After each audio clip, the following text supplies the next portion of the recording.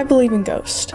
Big surprise. I'm from PA and I'm just kind of gullible overall, so this really shouldn't come as a shock. As a person who believes in ghosts, I probably watched over 10 hours of Sam and Colby content over the past few days, including their series where they spent a week in the Conjuring house. And as I've been marinating on a couple things over time, I've realized that while I do believe in the paranormal, I don't necessarily believe all the people that believe in the paranormal. My name's Dakota Sage, welcome to my channel. Today I'm going to be talking about some of the problems I have with paranormal investigators, specifically paranormal influencers. As I said before, I do believe in ghosts, but I also completely understand why other people don't. I will outright say that I believe that I have seen a ghost and had other paranormal experiences, but at the end of the day, I don't have any concrete evidence. I think that's why I enjoy watching content from other people so much, because I like to see if they can prove something that I can't. But just like with every other influencer, you have to think critically about how substantial the evidence that paranormal influencers provide is. If beauty influencers can fake the size of their waist,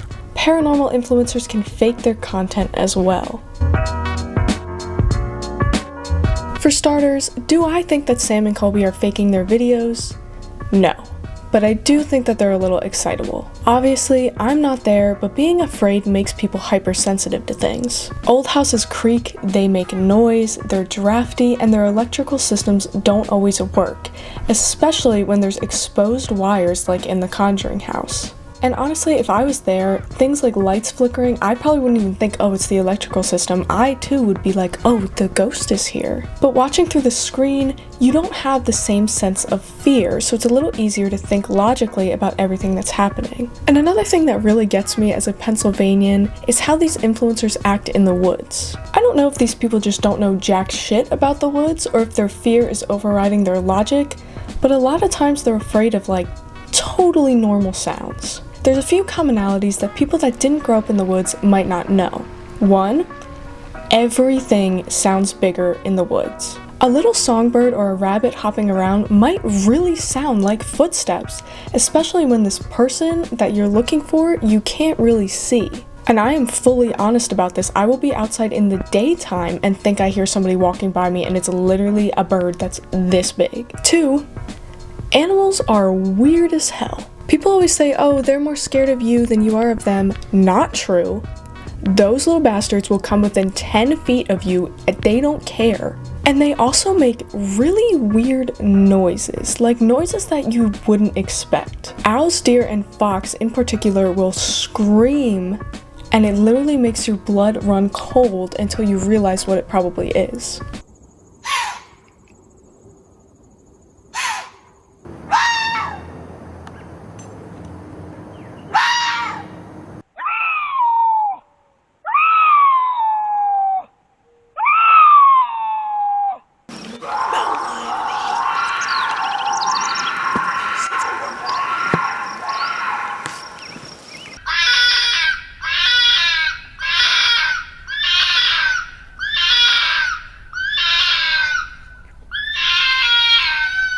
And that's on a regular day. I can't imagine hearing this stuff in the woods when I was trying to look for ghosts. And on top of that, a lot more animals than you think are active at night. Even daytime animals like deer and rabbit are gonna be out at night, especially if it was hot during the day. And when your big human ass is knocking around in the woods kicking them up, they're gonna run and they're gonna make noise. And probably the most important is number 3. When there is true danger, everything in the woods tends to get very quiet. If a predator is stalking you, chances are you are not gonna hear it, and other prey animals around are gonna go quiet as well. If the forest is alive, so are you. So putting this all together, when Sam and Colby or other influencers say something ran at me or I heard something scream in the woods, chances are it was just an animal in their general vicinity and their minds kind of ran with it. But again, I don't know because I wasn't there, so I can't conclude that the things that they were hearing were just animals. Sam and Colby in particular like to invite a lot of experts onto their channel, specifically mediums. Mediums are people that are able to communicate with the dead, or so they say. Is it plausible that some people might have certain energies or whatever that allow them to see things that other people can't? Yes. Do some of these people truly believe that they have a better connection to the dead? I'm sure. Are some of these people professional bullshitters? Absolutely. Yeah, I can talk to dead people, you can't, and you have no way of verifying whether I'm telling the truth or not, but just trust me, bro, and give me your money. Desperate people will work with mediums, and desperate people are also more likely to be taken advantage of. Whether they're desperate to find someone or reconnect with a loved one, or they are just mentally ill, a lot of mediums just see dollar signs. When it comes to Sam and Colby videos, I do think that their friend Amanda truly believes that she has a deeper connection with spirits, and I do believe her when she says that she saw something. Other people included in the videos, I'm not as sure about. Two workers at the Conjuring house, Cody and Satori, do this trick where they hold hands and foster two-way communications with the ghost, where they can knock to spell out messages. If anybody's here, I'm gonna ask you. Okay, if anybody's here, I'm going to ask you to make that same noise you just made, maybe, let's say, 4 times, to let me know you can hear me. 1, 2, 3, 4. Thank you so much. They don't get paid to do this, however, they do get paid to work at the house. So if they can entice more people to come, there's the possibility that they will make more money. But Dakota, how could they fake this knocking noise? I would like to introduce to you a man named John Wolf. John Wolf is a YouTuber that regularly makes videos trying to debunk paranormal influencers. And when talking about Sam and Colby's Conjuring series, he really hammered down on Cody and Satori. I will link the video down below so that you guys can check it out, but basically, everything that Cody and Satori did is a lot easier to fake than you'd think. Even though Sam and Colby tried to prove that the trick wasn't a hoax, everything that John talks about in his video could still be used regardless of circumstance. Basically, Sam and Colby took Cody and Satori to different locations to prove that it wasn't just happening in the house, and they also gave them different shoes to prove that that didn't have anything to do with it. But one theory that John proposed is that they were using a device that had a pressure plate hidden in the sock that then makes the knocking noise. I personally think that this device would be pretty hard to hide because in one of the episodes Cody was in shorts and Satori was in tight pants. But John also proposed another explanation, toe cracking. I know that sounds crazy, but basically the theory is that when you crack your joints, you can actually make it sound like somebody's knocking on wood. There's a trick you can do with your toes to generate a knocking sound while producing no motion. So if you listen carefully,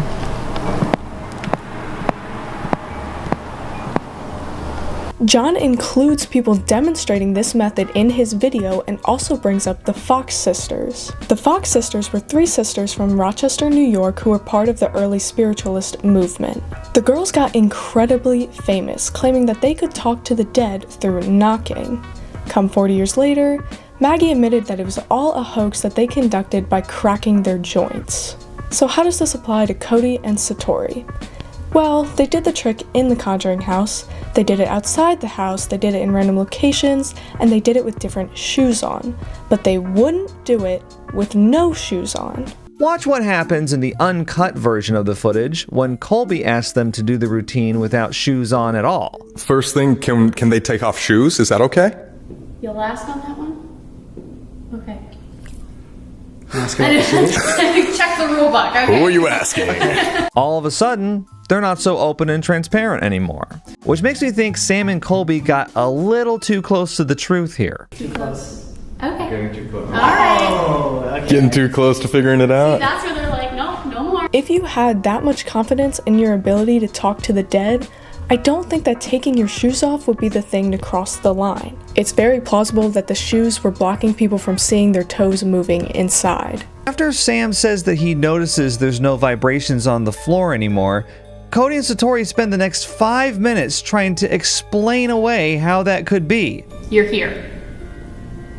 The bottom of you is there? What, the ghost isn't standing on the floor anymore? What? Yeah, Sam, my thoughts exactly. But Dakota, if the knocking wasn't real, how did they know so much personal information? John addressed this as well. Just by Googling, he found obituaries with the same information that the ghost had, including Sam's grandmother's nickname. And he brought up the point that everybody that goes into the house has to fill out a questionnaire that includes their full name. Check out John's video, he explains everything much more extensively, and it all starts to make sense. I really do think that Sam and Colby and the other people in their videos truly believe that they were talking to their loved ones. And maybe they were. But the idea that Cody and Satori could have been faking the entire thing is extremely plausible. Like, Sam and Colby talked to Andrea, who wrote the original Conjuring book, and she talked about her experiences with Cody and Satori. She got very emotional when she talked about how the spirits said that they missed her family. But I gotta be honest, it really doesn't seem like it. Supposedly these people were terrorized. Her mom was picked up and chucked into the other room. I don't think that they miss you, I gotta be honest. It just kind of seems like it could have been Cody and Satori taking advantage of Andrea's feelings on the situation. And when it comes to science, a theory only has to be disproven once for it to not be true. And it seems like John Wolfe is really exposing Cody and Satori. And just a little thing that drives me crazy about Sam and Colby videos is that they're always doing rituals. I wouldn't do a ritual, not only because I'm Christian, but because I'm not a dumbass. I swear every one of these super haunted houses has a story where a medium was trying to communicate with the dead and accidentally invited in a dark entity. Even the whole idea of inviting spirits in, immediate no.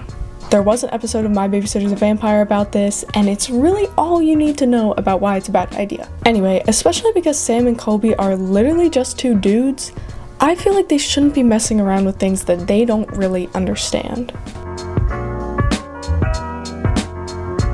But one pair of paranormal YouTubers that has won over both believers and skeptics alike is Shane Madej and Ryan Bergara. Aside from the fact that the guys are funny and just make good content, their dynamic is very interesting to watch. Ryan is a believer, and Shane isn't as much of a skeptic as much as he just outright doesn't believe in any of it.